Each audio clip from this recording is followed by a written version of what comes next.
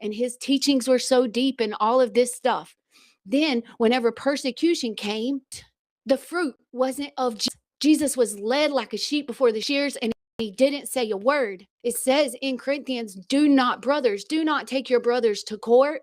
Why are you taking your brothers in front of unbelievers? So I humbled myself. My husband was watching an Apostle Catherine, and he said, we need to go to Rise and Shine. And this was last year during Easter in the world in March.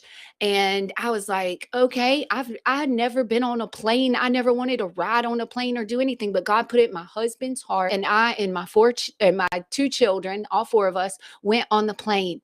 God opened my eyes when I humbled myself, and I was getting my degree in pride so I could say I'm a doctor, this, so that I could sell my books and promote myself. But the secret place is also a place where you humble yourself and you let God promote you. Joseph and all the stuff that's happened from Cain and Abel down to Joseph has happened because of jealousy and envy and pride.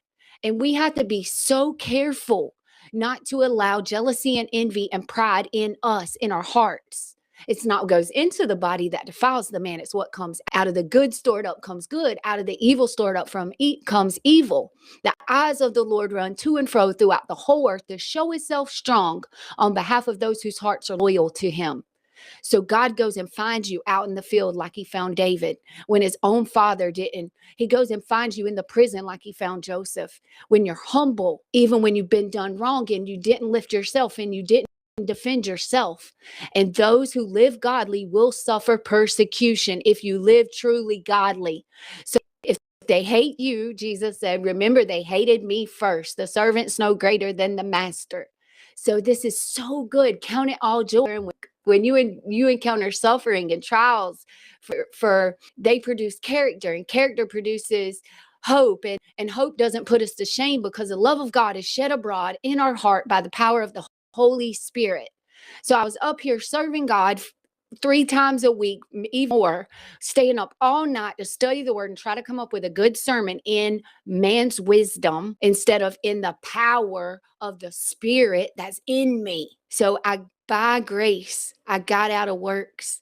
I laid my degree at God's feet. I stopped comparing Apostle Catherine's teachings with anybody else because that is where I receive freedom. And Paul says it doesn't matter what they're preaching in, whether jealousy or selfish ambition, let them preach. So it's not my business to say what you are doing. Only God knows the hearts. Man looks at